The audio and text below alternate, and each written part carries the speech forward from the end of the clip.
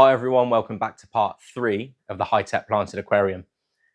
Before we get into it, I just want to take you back a few weeks and catch you up on the progress since our last video.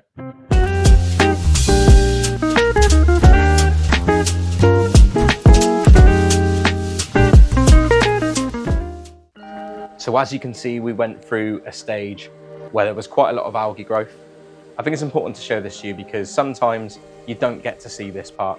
There's a lot of videos and info out there that might not necessarily show the ugly phase of the planted tank, and it will just go straight to the end when the CO2 started doing its magic and all the plants have grown in.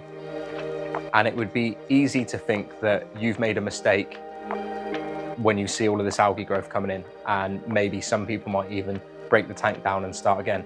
But it's normal. This is what will happen when all of your plants are changing form from their immersed form, where they were grown outside of water, to their submerged form. So you're going to get all of this plant die off, and you're going to get a lot of excess nutrients in the water. And that's why we want to be doing our water changes, because it's going to help us take those excess nutrients out. And then as the plants adapt and start to change their submerged form and you get all the regrowth, that algae is going to slowly start to go away. Now, at this point, with all of that algae, even I started to panic a little bit, because I was there thinking, well, surely with CO2, this isn't supposed to happen. But I persevered, and I may have got a few amanos, and we popped some amanos in, and they've helped to clear everything up. Also, from when we added in our plants before, we had a few hitchhikers. So some of my ram's horns from my other tank managed to get in too, and they've absolutely gone to town on this tank. They've done a really good job cleaning it up, and in the meantime, that CO2 and the fertilizers that I've been using have really worked their magic. So we are about 2 or 3 weeks down the road now from when we put all the plants in here on the last video.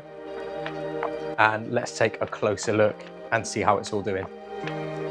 So we are going to do a little bit of a water change before we do anything, just a small one, just to make sure we get some of those tannins out of the water that are accumulating in there. Not that tannins are a bad thing, but I just don't want the water in this tank to be too brown. I do want to be able to see everything in there nicely and make sure that the plant's getting enough light to suck up all of that CO2 that we are dosing the tank with.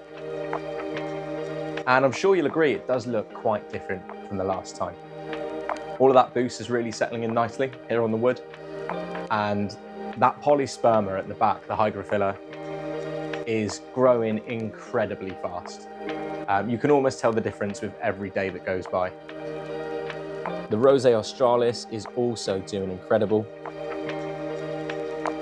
See one of the little ram's horns on the wood there.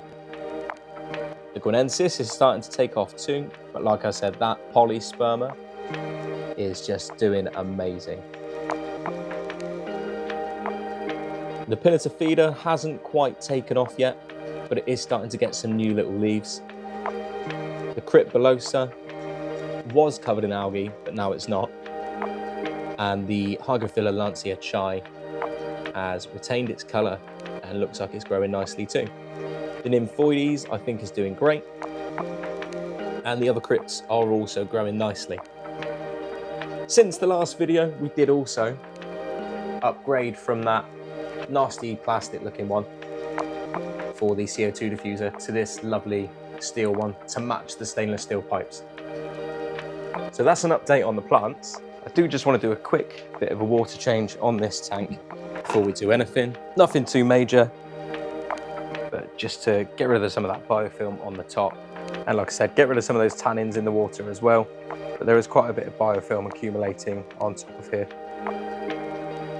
So we'll take some of that off too. And then we'll get the fish in. That should be enough. Like I said, just a little one. So this is my quarantine tank. And you'll probably be able to see some of the fish in there already. But we won't go up too close. We'll go through what they are when we get them into the tank. Now, I'm not going to be adding all of the fish in at once today. And that's purely because I don't want to overload the bacterial colony in our filter. So I'm going to add the largest group of fish today, and then I'll add the remainders in a few days' time. That'll also give these guys that I'm adding today time to settle in, and some of the other fish that maybe might be a bit more territorial to go in afterwards.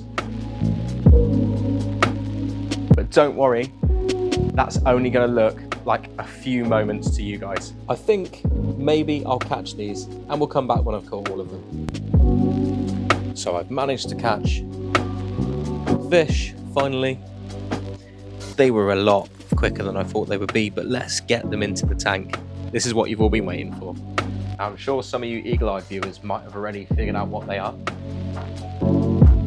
They are really a very, very cool fish. It took me a little while to find these guys as well. Here they come.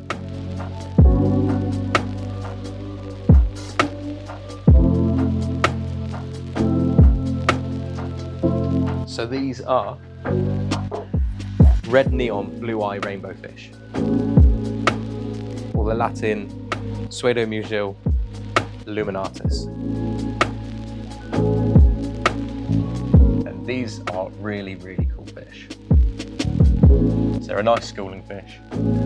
That's why we're putting these guys in first, and now that they're in this new aquarium, they should colour up beautifully. So let's let them settle in, and we'll come back and take a look later. So the luminatus are in the tank. Now you probably noticed that I've also popped an air stone in there as well. So I didn't film this because I wanted to act quickly, but some of the luminatus were actually up at the top of the tank gasping, which, as you know, probably means that there is some form of oxygen depletion or lack of oxygen for them.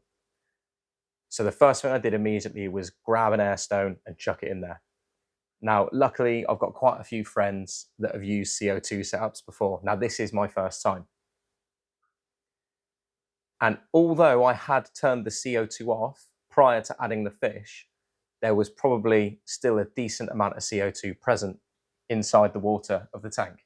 I was advised the best course of action would be to do 30 to 40% water change, as not all of the luminatus were gasping, but there were a few doing it. And it does seem to have solved that issue. But what I've done is I've left the CO2 off for the meantime. And I'm going to leave this air stone in overnight. And then over the next few days, we will slowly, really, really minutely add the CO2 back in. And what the issue probably is that the luminatus are quite a sensitive fish anyway, but they've come from a quarantine tank where there was no CO2 at all in the water, or no added CO2, sorry. So it wasn't being supplemented, and now it is. So the difference in the concentration between the two tanks, even though we acclimated them, was probably a bit too much. But as you can see, they do look a lot happier now. It's been a few days since the luminatus went in. They've settled in really nicely. And now we're going to add our next fish, which is a pair of catfish. And from what I've heard, they're quite uncommon to come across in the hobby. So these guys are called Achesis vesper, or the banded hill stream catfish.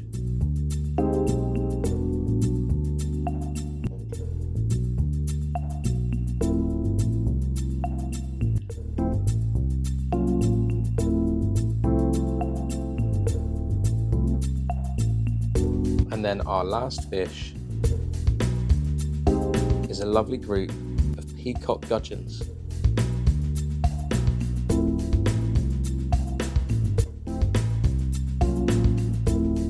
I believe we've got one male and 3 females.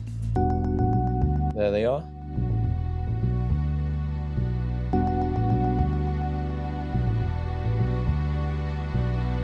That's the male. It's one of the females. So we'll see how they get on in here. And we'll check back once they've settled in. It's been about a week or so since we added all the fish in, and they are doing amazing. They've all settled in really well. They're all eating happily, and they've all coloured up really nicely as well. You can see the red neon blue eyes having a little swim around at the top of the tank there, darting in and out of all of the wood and the plants. They look really happy, and they look really good in here as well. The plant growth in this tank has been absolutely phenomenal, and I can really see why people use CO2. It's just on another level. Being the first CO2 tank I've ever had, I didn't really know what to expect. I'd seen results that other people had had before, and I was like, is it really that much of a difference? And yes, it absolutely is. Some of these plants have grown exceptionally, considering this tank's probably been going for about 6 or 7 weeks. Super happy with how they've gone so far. Since we last looked at the tank a little bit earlier in the video, like I said, it's been a week or two. We have moved our inlet back to the canister filter over here to the front, as it probably wouldn't be doing its proper job over there in the back corner. You'll also see that we've added some floating plants, and this really is for the benefit of some of those fish. Unfortunately, one of the peacock gudgeons jumped out. I've gone and popped these floating plants in there to help the fish understand where the top of the water is. Also, it's going to disperse the light a little bit and help manage any excess nutrients in the water column. So the ones that are in here are Salvinia natans and Salvinia cuculata. They're both Asian types of floating plant as well, so it fits with the theme of the tank really nice. As I was saying, the plants have been doing exceptionally well, and you can see that by a lot of this hydrophila actually reaching up to the surface of the water now. So it is time to give it a quick trim, and then we'll do a small water change, and then have a proper look at this tank when it's all been tidied up and looking its best.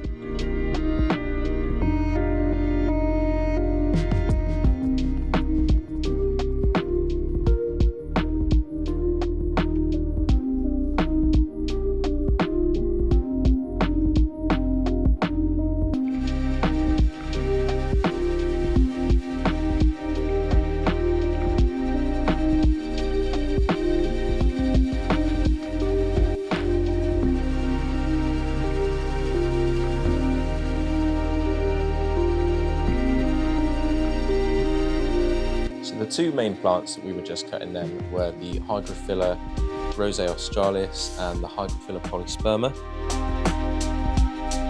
We'll now get these back in.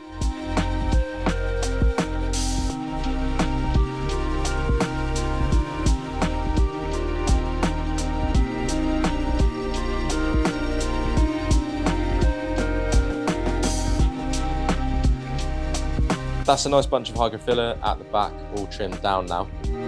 What I think I'll do is, for the last part of the video, we'll give it another week and we'll come back and see what that's looked like when it has grown back in a little bit. And that's probably going to be the finished tank.